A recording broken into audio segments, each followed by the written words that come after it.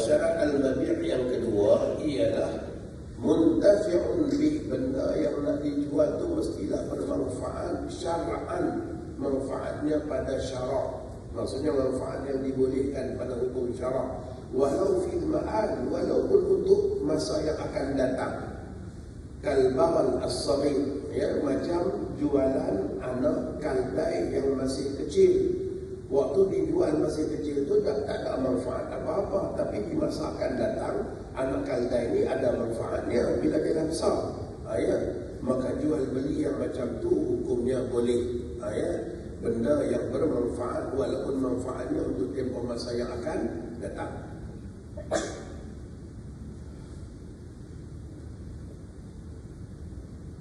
Yang ketiga, mamlukun ayyakunu lil'aqidi alaihi wilayatun, mestilah ya benda yang nak dijual tu adalah hak milik sendiri, ada pemilikan ya oleh orang yang menjual, ya, orang yang berakad, maksudnya nak akad jual beli tadi. Fala yasihu aqdu fuduli wa in ajazahu al-maliku li'adami wilayatihi 'ala al-ma'qudi alaihi. Maka tidak sah akad fudul, ya, barang yang bukan hak milik. Dia pergi jual dulu barang orang, kemudian barulah dia minta izin. Ya, walaupun diizinkan, ya, tak izin macam mana lagi dah barang pun dah jual dah. Ya, orang bagi amanah pada dia jaga barang, kemudian dia pergi jual. Ya, bila kawan ni balik dituntut barang, minta maaf, lama sangat saya dah tunggu awak datang ambil, tak datang ambil, saya jual je. Ya, jadi saya minta izin, minta izin apa lagi? Ya, kalau baru tak izin pun barang dah jual dah. Ya, maka tu dia panggil akad fudul. Ya, jual beli fuduli, maka hukum dia tidak boleh. Namun dalam masalah jual beli fudul yang ada izin, in ajazahul malik, kalau ada izin pemiliknya ni, mazhab kita ada dua qaul. Qaul qadim mazhab Syafi'i mengatakan sah. Qaul qadim mazhab Syafi'i kata sah. Manakala qaul jadid pula kata tidak sah. Ya. Dalam satu hadis Nabi kita perintahkan seorang sahabat bernama Mukasyah ataupun Ubadah, saya tak ingat, ya, untuk beli. Nabi bagi 1 dinar uang emas kepada sahabat ini untuk beli seekor kambing. Dia dapat 1 dinar yang Nabi bagi, dia dibeli kambing dapat 2 ekor. Dia pandai nego dengan penjual, dapat 2 ekor. Tetapi kambing tadi itu hak Rasulullah kan? Sebab Nabi suruh beli kambing. Ya, Nabi suruh beli kambing. Dia pergi beli dengan 1 dinar yang Nabi kita bagi, dia dapat 2 ekor. Kemudian dalam perjalanan balik dia fikir, Rasulullah nak sekor aja. Ya. Nabi nak sekor aja, aku dapat 2. Maka dia pun jual yang sekor lagi, dapat balik 1 dinar. Bijak kau ni. Ya. Dia jual, dapat balik 1 dinar. Kambing yang dia jual.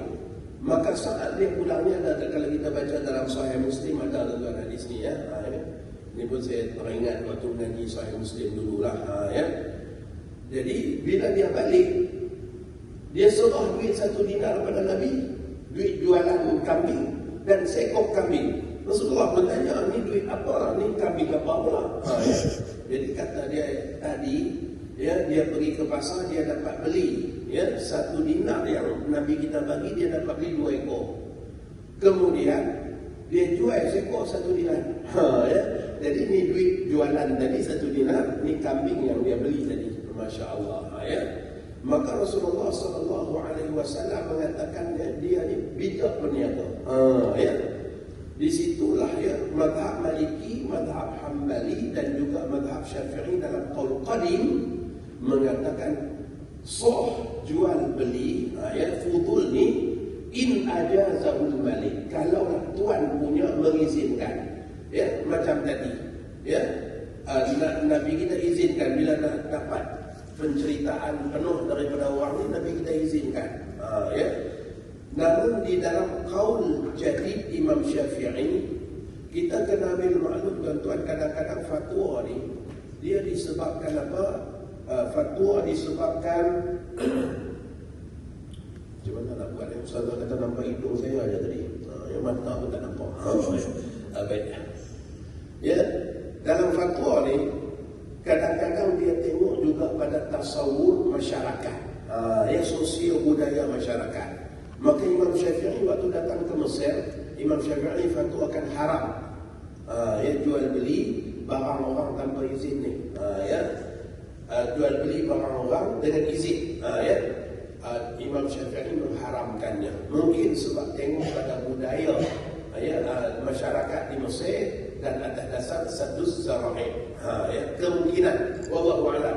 Tetapi dalam qaul qadim memang jual beli ini dihukumkan boleh, ya.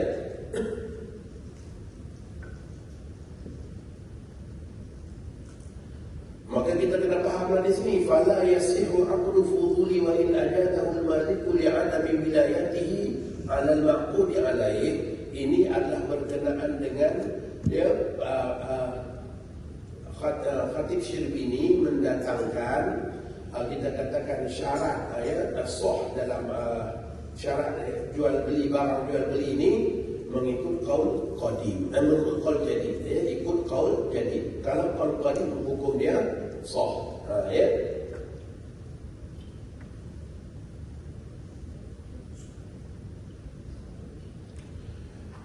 Dan yang berikutnya dia kata wa yasihu bai'u mali ghairihi zahiran in bana ba'da al-bai' annahu lahu ka'an ba'a mala muwarrithihi dhannan hayatahu fabana mayitan litabayyuni annahu milku. Yang berikutnya dia kata sah jual beli harta orang yang nampak pada zahirnya orang, ya, namun nyata selepas dia jual rupa-rupanya dia punya sendiri, ya, rupa-rupanya dia punya sendiri. Seperti seseorang yang menjual harta warisan dia, harta tu memang akan jadi hak milik dia. Kalau bapak dia meninggal dia punya lah, ya, maka dia pun piakat jual beli, ya, yang zahirnya masih lagi macam harta bapak dia. Rupa-rupanya sesudah itu nyatalah bahawa bapaknya pada umur waktu dia akad jual beli itu bapaknya dah pun meninggal, ya, dah memang jadi hak warisan dia pun, ya. Maka pada ketika itu sah jualan tadi disebabkan apa? Selepas berakad nyatalah bahawa sebenarnya barang yang dia jual itu bukan barang orang tapi barang dia, ya.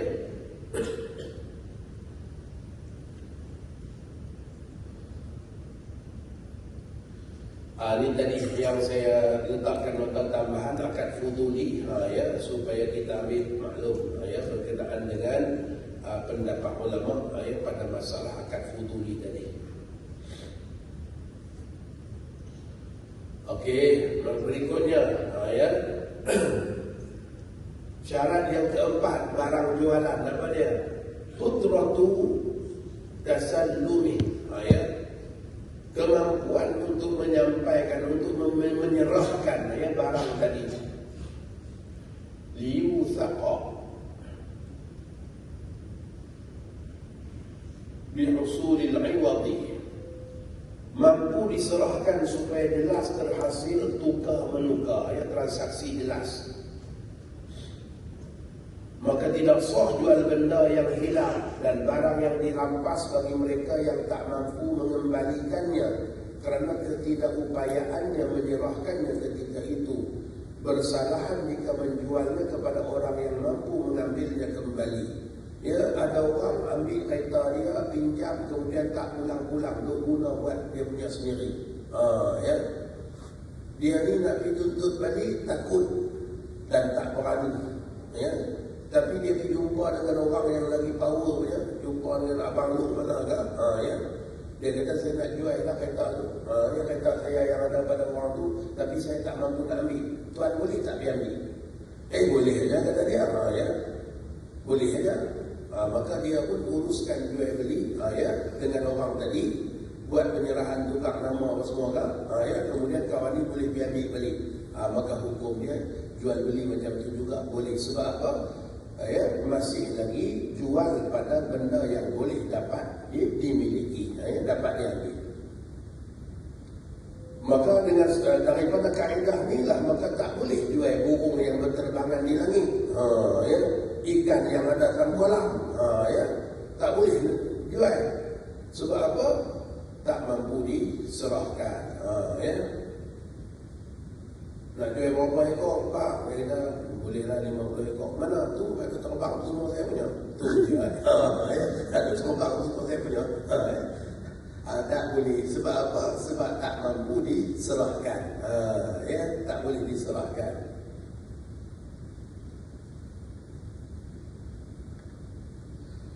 Baik, syarat yang kelima ialah al-ilmu lil-aqidaini. Ya, bermaksud tahu barang yang dijual oleh kedua orang yang berurus niaga. Dia tahu barang yang dijual. Ya, tahu barang tadi itu sama ada ainan, ya, benda itu sendiri dia tahu, wa qadran, ya, ataupun kadar dia, timbangan dan sebagainya, wa sifatan, dan juga pada sifatnya. Ya.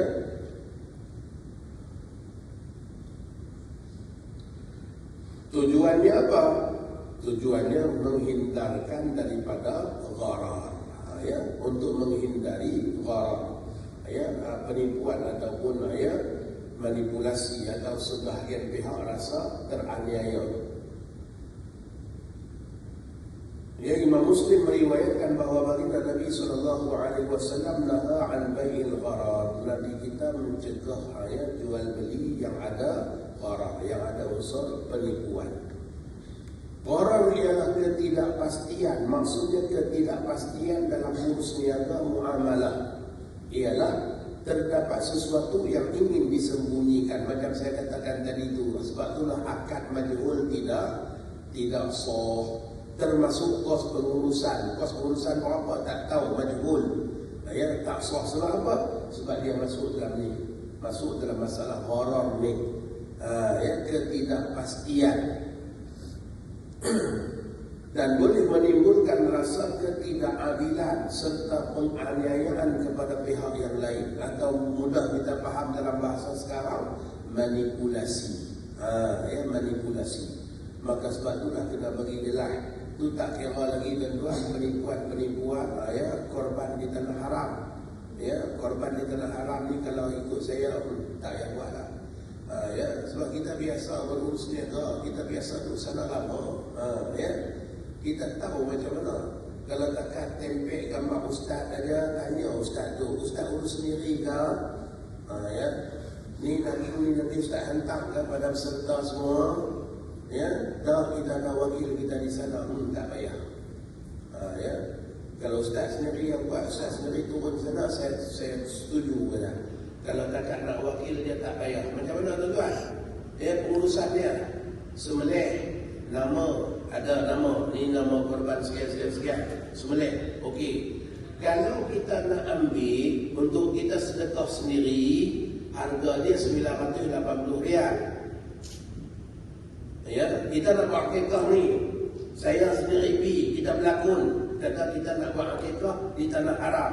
Ya, jadi kita pergi ke pusat sembelihan, kita kata nak beli seekor kambing untuk kita buat akikah. Dia langsung tanya, kambing ni awak nak ambil buat sendiri ke? Maksudnya lepas kami sembelih awak nak ambil, bulan kami bagi, awak masak buat sendiri, ataupun awak nak tinggal kambing kat sini. Ya, dia bagi option kepada kita macam tu lah. Kita pun beritahu, kata kita nak ambil. Oh, kalau nak ambil RM980 seekor kambing. Kalau tinggal kat sini RM400. Kalau tinggal RM400, banyak beza tu. Ya. Kalau orang untung baik tinggal aja, sembelih atas nama anak dia, tinggal lah, kami uruskan dia kata. Ya. Kita pun pergi tanya induk-induk yang berlapak, bapak dah berapa tahun sini? Saya dah 15 tahun pak. Kenapa pak beza harga? Kalau tinggal kat sini 400, kalau ambil kau balik 900. Ya. Dia bisik, bapak pergi belakang tengok. Yang kat belakang tu semua pagi tadi sembelih untuk akikah. Yang pagi tadi semua tu. Ya. Dia tunjuklah nama syarikat, kita tak payah sebut lagi apa. Ya. Di belakang tuan-tuan, yang datang tu ambil ialah van kedai nasi Arab. Dia jual pula kat van nasi Arab. Ya, terpau kita 400, kemudian dia jual pula kali depan sana, ya sekok dalam 400 lagi. Tu dia tuan perangai. Perangai. Sebab itulah akikah korban di tanah haram ni besar lagi haramnya. Ya. Ya, jangan percaya sangat tuan. Ya. Saya cukup pantang kalau orang nak sampai gambar kita ke apa-apa, nak buat iklan dia punya, ya, korban luar negara, akikah luar negara ni. Ya. Ni kita dah tengok sendiri kejadian dia. Ya. Setiap yang dilahirkan itu tertahan selama mana tidak diakikahkan. Ya. Aku dah buat dah akikah, tapi kenapa anak ni tak sihat? Kenapa anak ni ya nampak nakai? Kenapa anak ni tak nampak sifat-sifat baik keluar daripada dia?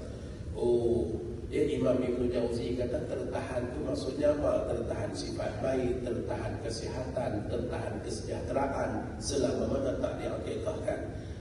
Mungkin akikah dulu ada masalah kot, buat balik. Ya. Buat balik rupanya akikah dulu akikah skema. Ya.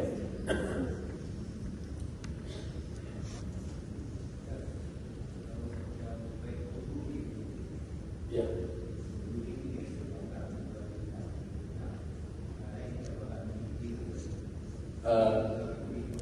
Ya.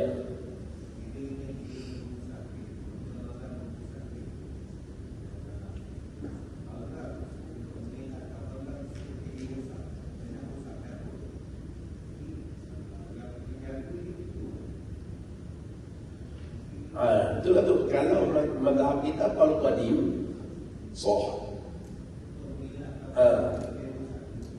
Itulah tu, ya.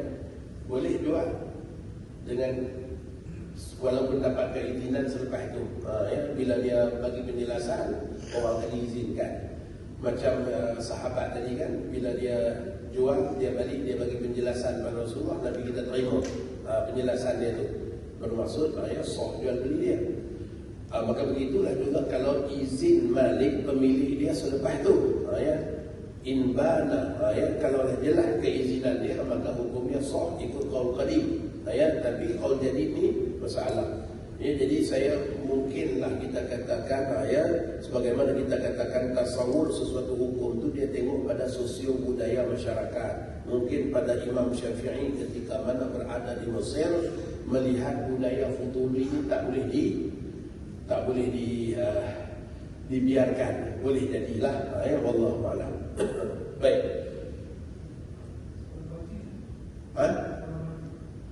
Kolam mancing. Kolam mancing, okey. Kita bayar tu sebab kita nak mancing ke, kita bayar tu sebab dapat ikan ke, macam mana? Dia akan ijarah kan, sewa kan. Dia pada hukum sewaan. Kita sewa manfaat. Kita sewa manfaat untuk duduk di kolam dia, untuk mancing di kolam dia. Kan? Kalau kat sewaan, okeylah. Sebab sewaan. Ya.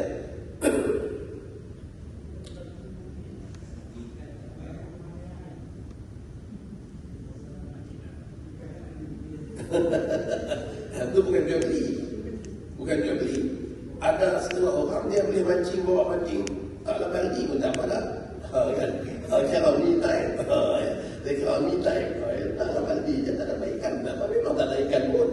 Tapi okey lah. Hilang bagian dia. Jadi tak syarat. Tak syarat akad tadi tu bila dia pergi bayar tu dia confirm dapat ikan. Tidak. Itu dia masuk ni lah. Kalau masuk bagi ijarah mungkin lah. Ya. Tapi kalau jual beli tak boleh lah. Ya. Sebab ada unsur, ada pihak yang akan teraniaya. Kadang-kadang yang pandai mancing, sekali dia campur aja dapat, sekali campur aja dapat, sekali campur aja dapat. Ya, toki tu betapa bandar kau ni, kau mana kau ya. Tu dia 100 ekor sekali dia beli. Ya. Ada juga pihak yang rasa rugi kat situ. Ya. Saya terbaca satu fatwa dan dua ulama berkenaan dengan kolam pancing ni, tapi saya tak ingat dah. Ya. Saya tak ingat. Mazhab kita Syafi'i macam tak dapat, tak dibenarkan. Ya. Masih lagi perlu kepada mazhab Maliki. Ya. Untuk orang-orang yang di kolam mancing pula. Ya.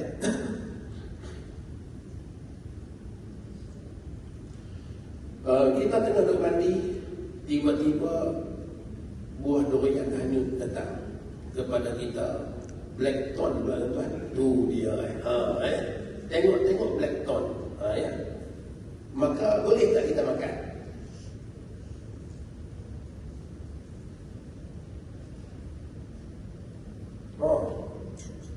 Kilo 140 ni.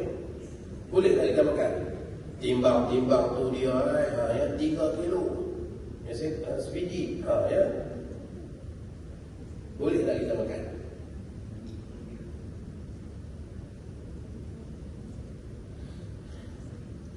Nak tarik tuan, tak tahu datang ke kebun mana. Sebab hanyut dari berair. Ya. Nak dibiarkan, masih ini sayang pula. Ya. Dah nak buah sedap. Ya. Jadi kita berada dalam dilema. Boleh makan tak boleh makan? Ya. Kalau tanya ustaz, tanya 8 orang, tak buat asalkan ada seorang kita boleh makan. Ya. Kalau ni tak boleh haram orang punya, minta pasal saya tengok kali pula. Ya. Sebab apa nak cari bagi hal kata boleh tu? Ya. Sebab itulah ustaz-ustaz nak bagi jawapan pun kena ingat. Ya. Ada jemaah yang dia nak berlapis dengan kita, ya. Ustaz kata boleh, ustaz tangguh pun. Tu dia. Ya. Okey. Dari segi hukum, ulama kata boleh makan, tapi mesti dia masuk pada ni tadi dulu kokoh ni, barang temuan. Ya. Barang temuan yang kita temui, kalaulah dia mudah rosak, ya, maka boleh kita ambil manfaat dia. Dengan syarat, ya, kita sedia untuk bayar apabila menemui tuannya. Ya, maka kita pun tengok, oh ni blackthorn, timbang, oh harga semasa berapa, rekodkan, ambil gambar lagi, ya, contohnya, ya. Maka dengan niat kalau tuan dia datang tuntut, ataupun kalau dia temui nanti ada orang menuntut, maka kita nak bayar, maka pada ketika itu boleh untuk kita ambil manfaat tadi. Ya.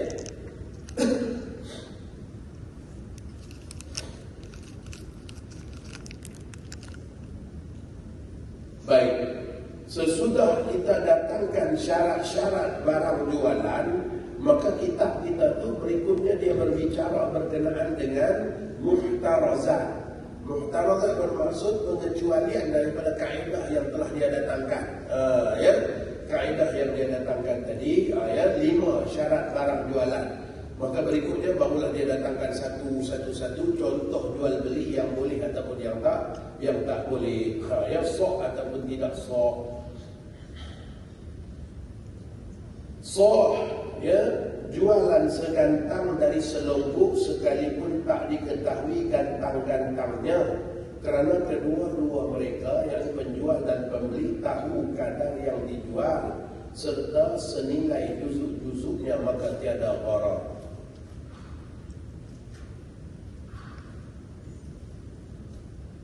Jual beli segantang daripada selongguk. Ya, contohnya kita katakan dia ada selongguk gandum, maka dia nak jual segantang daripada selongguk gandum, maka hukum jual beli tadi itu sah. Ya, disebabkan apa? Barangnya ada, boleh ditimbang, ya, kadarnya dapat diketahui iaitu gantang, ya, maka boleh.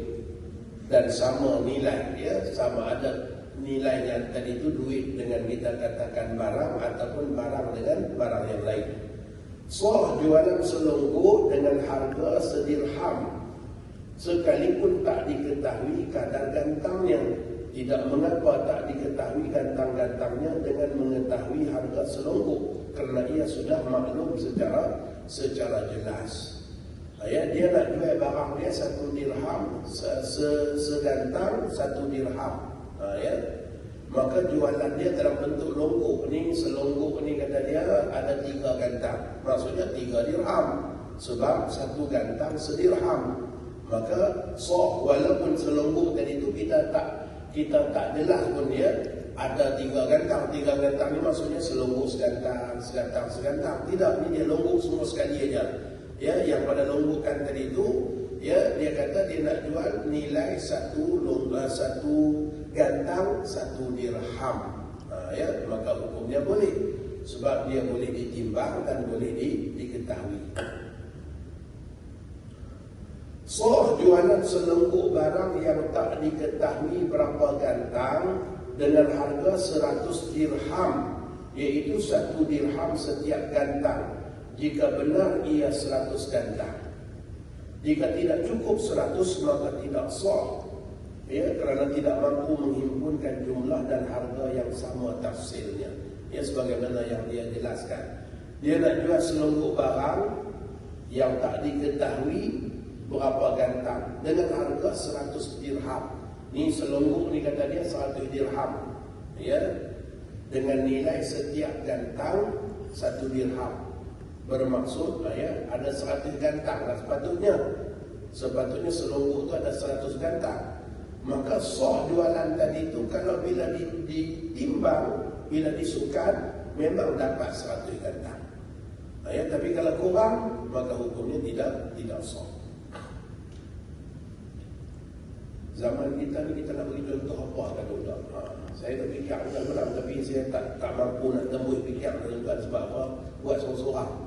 Itu penting kalau kita boleh ya, buat ramai-ramai.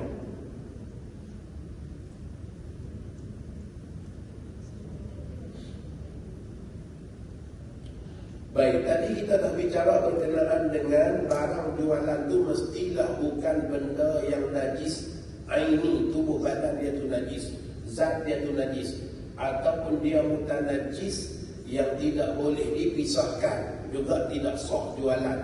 Maka sekarang ni dia datangkanlah pula kenyataan berkenaan dengan hal tersebut.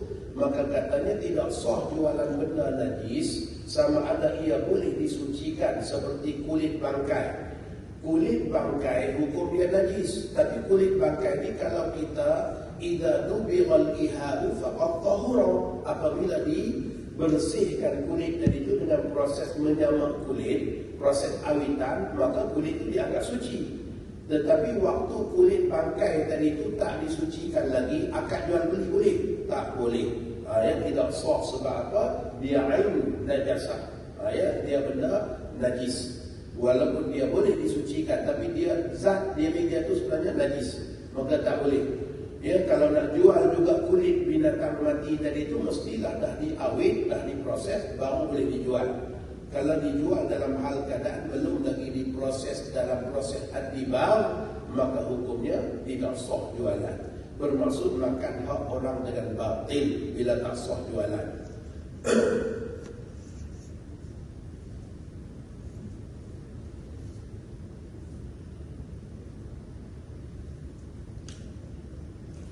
Jadi dia kata apa? Sawa'un amkana tathiruha, sama ada boleh dibersihkan kajildil maitati amla. Amla itu apa? Amla yumkinu tathiruha, ataupun dia tak boleh dibersihkan. Seperti sirjin, kasirjin, seperti baja daripada najis. Salah tanya tadi tu. Baca daripada najis, maka hukum jual beli mazhab kita tak boleh. Yang kita dah buat selama ni tu semuanya adalah ikut mazhab Hanafi. Sebab mazhab Hanafi anjing pun boleh jual sebab jual manfaat, jual benda bermanfaat.